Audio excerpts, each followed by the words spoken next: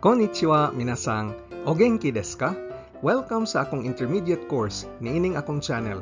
Hinapon tabay.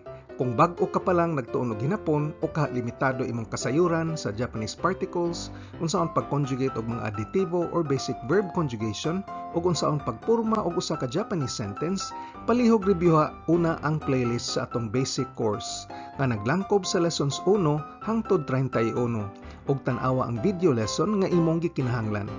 Kung okay ra ka, pues ato nang sugdan. Hajimemashou! Niini nga lesson, atong tukion og unsaon pag-ingon og sa dili pa mo nani-nani og sa dili pa ang nani-nani. Mosinyalis kini og phrase o subordinate clause. Kung usa ka verb o action word gani ang mosunod sa pong nga sa dili pa, kinahanglan ang verb ana sa dictionary form unya kabitan dayon tag may ni. Apan ang tense sa tibok sentence gidesider sa tense sa verb nga gigamit diha sa main clause ug dili sa verb sa subordinate clause nga kanunay kinahanglan ana sa dictionary form. Kung ang mosunod sa po nga sa dili pa ang usa gani ka noun pangalitan sa dili pa ang klase o sa dili pa ang party, ang formula kay isulti ta ang noun unya sundan sa particle no unya may ni dayon. Gamiton ta ang particle no kay nagkonektar man kini og duha ka noun. Ang may kay pwede nato isipon nga usa ka noun. Unya ang particle ni kay nag-indikar kini og panahon o specific time. Unahon tagtan-aw ang bahin sa mga verbs. Kung mahinumdum ka sa napulo ka basic verb conjugations, ang conjugation sa verb nga atong gamiton para pag-ingon og sa dili pa kay ang plain non-past affirmative nga maopoy dictionary form sa verb. Ani ay mga ehemplo sa sunod nga mga slides. Pangalitan ang sentence. Sa dili pa ko mokaon, manghugas ko sa akong kamot. Ang mokaon kay taberu nga usa ka category 1 verb ug ang manghugas kay araw nga usa ka category 2 verb. Sa hinapon ang tibok sentence kay taberu mae ni te o araimasu. Taberu mae ni te o araimasu. Ang sa dili pa mokaon mao ni gitawag og usa ka subordinate clause ug ang manghugas ko sa akong kamot mao ni ang atong main clause. Atong reviewon ang grammar. Ang subordinate clause adunay subject ug verb apan dili kini usa ka kompleto nga sentence kay dili kompleto iyang idea. Sa dili pa ko mokaon unya unsa may mahitabo, aduna siya subject ako ug aduna poy verb mokaon pero dili kompleto iyang idea. Ang atong main clause nga manghugas ko sa akong kamot usa ni ka kompleto nga sentence ug kompleto pod ang iyang idea. Tungod kay ang subject sa atong subordinate ug main clause kay parehas man ako, dili na nato kini kinahanglan isulti sa hinapon. Kung mahinumdom ka, ang default subject sa hinapon kay ang ako o ang bahin nako. Ang sentence, sa wa pa ko mokaon nanghugas ko sa akong kamot. Mao ni nga sentence sa miaging slide apan anaa lang siya sa past tense. Sa hinapon, moingon ta og taberu mae ni te o araimashita. Taberu mae ni te o araimashita. Ang araimashita past tense kini nang hugas. Sa in-English ug Binisaya, atong takdoon ang duha ka verb nga nahimutang sa past tense, wa pa mokaon og nang hugas. Apan dili ingon ani sa hinapon. Ang i-past tense nato sa hinapon kay ang verb ra nga naa sa main clause. Mao ni magda kung non-past ba o past tense ba ang tibok sentence. Ang verb sa subordinate clause magpabilin diha sa dictionary form. Taberu mae ni bisag past tense ang tibok sentence. Laing ehemplo, sa di pa ko mauli, akong pagngon ang suga. Ang mauli kay kairu, usa ka category 2 verb. Ang mopaong kay kesu nga usapod ka category 2. Ang hinapon sa tibok sentence kay kairu mae ni denki o keshimasu. Kairu mae ni denki o keshimasu. Ang past tense nga sentence kay sa wa pa ko mauli, akong gipaong ang suga. Sa hinapon, kairu mae ni denki o keshimashita. Kairu mae ni denki o keshimashita.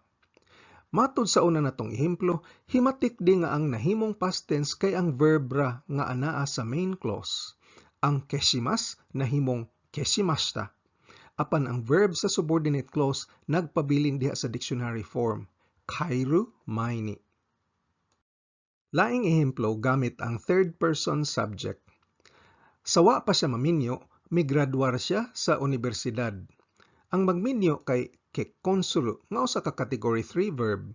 Ang mograduar kay sotsgyosuru nga usa pod ka category 3 verb. Karon mogamit tag plain form. Sa hinapon, ang tibuok sentence kay kare wa kekkonsuru mae ni daigaku o sotsugyo shita. Kare wa kekkonsuru mae ni daigaku o sotsugyo shita. Mangadto tag Paris sa dili pa ta mga matay. Ang moadto kay iku nga usa ka category 3 verb. Ang mamatay kay shinu nga usa ka category 2 verb. Ang tibuok sentence ay napun kay shinu mae ni parie iko. Shinu mae ni parie iko.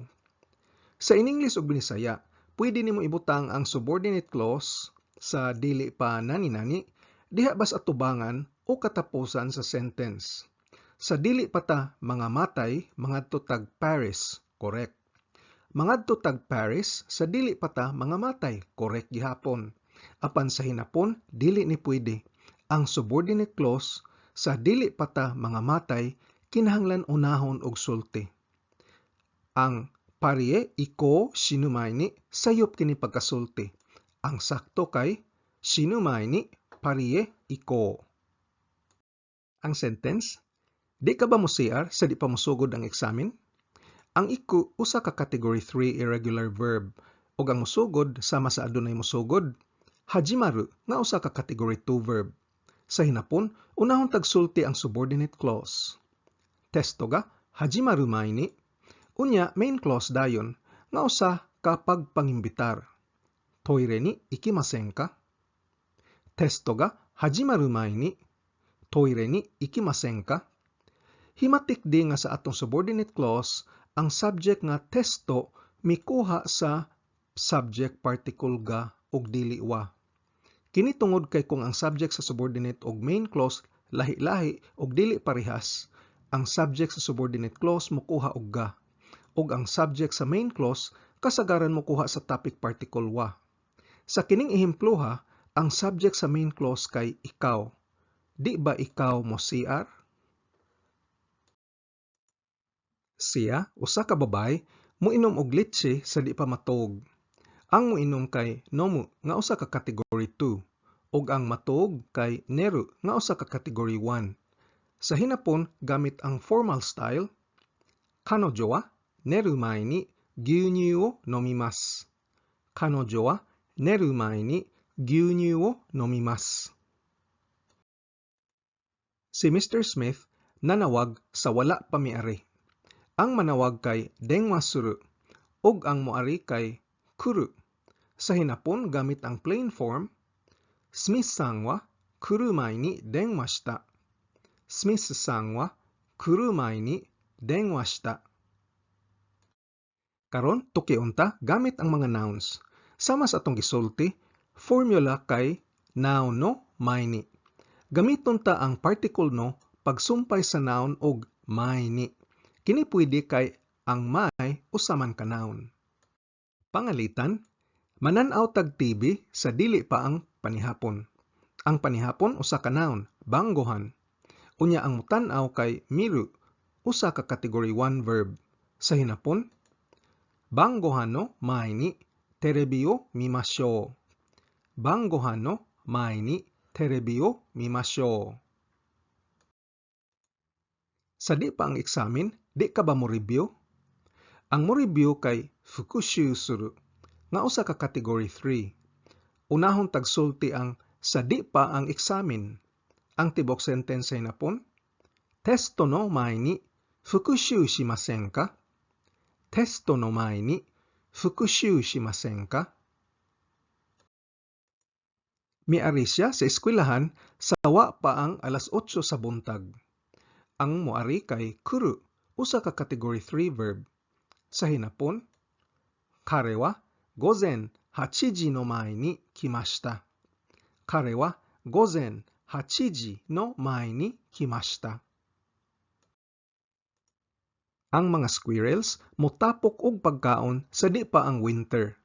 Ang motapok kay atsumeru, usa ka category 1 verb. Sa hinapon, risu wa fuyu no mae ni tabemono o atsumeru. Risu wa fuyu no mae ni tabemono o atsumeru. Karon, praktison ta atong nakatunan pinaagis paghubad niining mga sentences ngadto sa hinapon gamit ang mga formal verb forms. Atong gamiton ang mga verbs na imong nakatunan sa lesson 26 hasta sa 30. Kining mga lesona may eksplikar unsaon pagporma sa mga plain ug formal verb forms sa hinapon. Unsa may hinapon sa isuksok nimo ang kwarta sa dili pa nimo pisliton ang button. Botan wo osu mae ni okane o iremasu. Botan wo osu mae ni okane o iremasu. Sa di pa mukaon, ang mga Hapon musulti og itadakimasu. Nihonjin wa taberu mae ni itadakimasu to iimasu. Nihonjin wa taberu mae ni itadakimasu to iimasu. Mamalit tag ticket sa di pa ta mosakay sa bus. Bus ni noru mae ni kippu o kaimashou. Bus ni noru mae ni kippu o kaimashou. Karon, imong hubaron ning mga hinapon nga sentences nga anaa sa plain verb forms ngadtos Binisaya. Neru mae ni ha wo migaku. Neru mae ni ha wo migaku. Manutbraskos akong ngipon sa di pa matog. Kanojo wa kairu mae ni eiga o mita. Kanojo wa kairu mae ni eiga o mita. Sawa pa siya, usa ka babay, muuli, mitan-aw siya sine. Ryori suru mae ni zairyo o junbi shiyou. Ryori suru mae ni zairyo o junbi shiyou. Andamon ta ang mga rikados sa di pa ta magluto. Karon, ang mga sentences anaa sa formal verb forms. Palihog ug hubad ngadtos Binisaya. Okyakusan ga kuru mae ni kare wa heya o souji shimashita. Okyakusan ga kuru mae ni kare wa heya o souji shimashita. Siya, usa ka lalaki, nang limpyos kwarto sa wa pa moabot ang bisita. Tokyo e kairu mae ni aimashou ka? Tokyo e kairu mae ni aimashou ka? Magkita ta sa di pa ko mobalik sa Tokyo? Kodomo tachi ga okiru mae ni otousan wa asa gohan o tsukurimasu.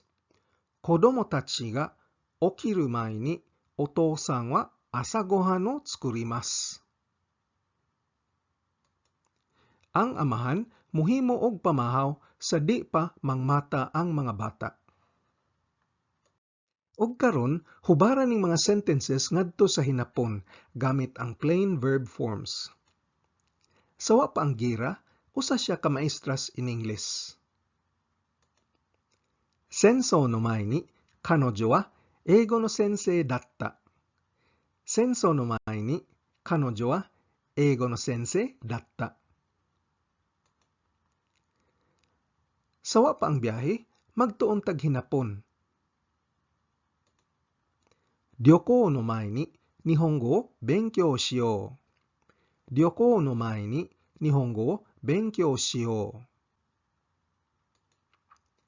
Di ka ba mo ensayo? Sawa pa ang pagpanagsangka? Shiai no mae ni renshū shinai? Shiai no mae ni renshū shinai? Sumahon tang atong nakatunan niining lesona. Imong naestudyuhan unsaon pag-ingon og sa dili pa mo nani-nani. Ang formula niini kay gamiton ta ang dictionary form sa verb o ang roof form. Unya dungagan ta og may ni. Para sa mga nouns, pangalitan inigingon sa di pang examine o sa di pa ang party, ang formula kay noun no, may ni. Ang particle no musumpay sa noun ug sa may nga usapod ka noun. Kay ang sa dili pa nani-nani o sa wa pa ang nani-nani, nagsinyalis kini og usa ka subordinate clause. Ang subject sa subordinate clause, kung lahi ra kini sa subject sa main clause, mokuha sa particle ga, ug ang subject sa main clause kasagaran mokuha sa particle wa. Ang nagdala sa tense sa tibok sentence, kung non-past ba o past tense ba kini, kay ang tense sa verb sa main clause. Bisag past tense ang tibok sentence, ang verb sa subordinate clause sa dili pa mo nani-nani kay dictionary form ra gihapon, ru may ni. Ug diri na human ang atong lesson sa pag-ingon og sa dili pa mo nani-nani o sa wala pa ang nani-nani. Ang sunod tang lesson kay unsaon pagsulti og paghuman sa nani-nani o pagmahuman ang nani-nani. Hinaot na lingaw ka og kita-kita na punta sa sunod nga lesson. Gambarimasyo! Kung arisgado kagyud makat-on og hinapon, importante kaayo nga mag-practice adlaw-adlaw. Gahinan gyud nimo og panahon. Kung nagsakay kas jeepney, naghuwat sa traffic, patubang sa trabaho ug naglingkod ra kasakyanan o kaha break time nimo sa trabaho, balik-balikin ig paminaw ug tan-aw ang mga training videos. Tungod kay dili nako matudlo ang tanan, kinahanglan palambuang imong bokabularyo gamit ang libro, internet o app. Aduna ko'y link sa usa ka website nga adunay 2,000 essential Japanese words nga akong ibutang sa ubos. Ang akong video series giplano ni para lig-on ang imong pundasyon sa pag-estudyo sa hinapon. Kaya og kalimti pag-like, share ug subscribe. Nihongo no benkyo ni gambatte kudasai. Otsukare sama deshita.